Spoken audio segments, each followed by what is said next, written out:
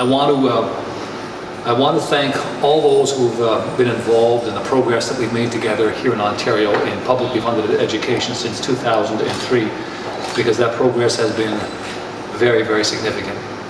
Some folks don't remember what it was like before 2003, but back then strikes were commonplace.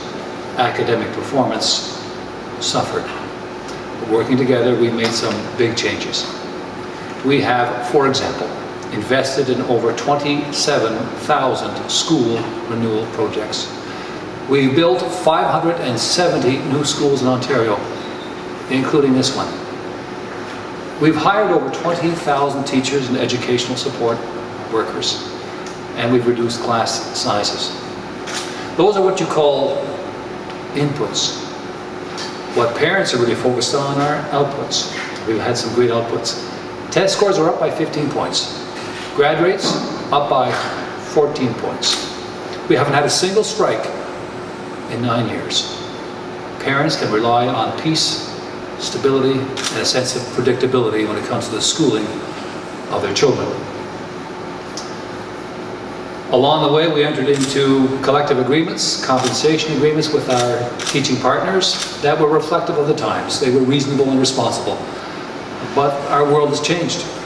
There is tremendous global economic uncertainty that touches us here at home, and our rate of economic growth in Ontario is understandably slow. At the same time, we are carrying with us a $15 billion deficit. We have a shared responsibility to eliminate it over time in a thoughtful and responsible way.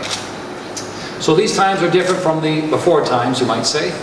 And so the good news is we have a solid plan to address our challenges today. In fact, we have a plan that will, over the course of the next 2 years, save us over $2 billion while protecting the gains that we've made in our schools and ensuring that we continue to make progress when it comes to test scores, grad rates, and rolling out full-day kindergarten, so that by 2014, FDK will be available to some 250,000 of our youngest learners. We've made it clear to all of our teaching partners and our school board partners that we have built a roadmap. We've created a roadmap. We're calling upon everybody in our boards, our teaching federations to adopt that roadmap. They can lend some modest change to it, but the fact of the matter is we think we've found the solution that ensures that we address compensation issues in a way that are effective, thoughtful, and responsible, given the times, while protecting the gains we've made and preserving the momentum that we have achieved. Should we fail to do that, and there's more good news today, you may have heard that the French Teachers Federation has signed on to the same kind of memorandum of understanding that we had with the Ontario English Catholic Teachers Association. We've got yesterday, there was a great announcement, one of the bigger Toronto boards has announced that they're going to buy into our memorandum of understanding as well.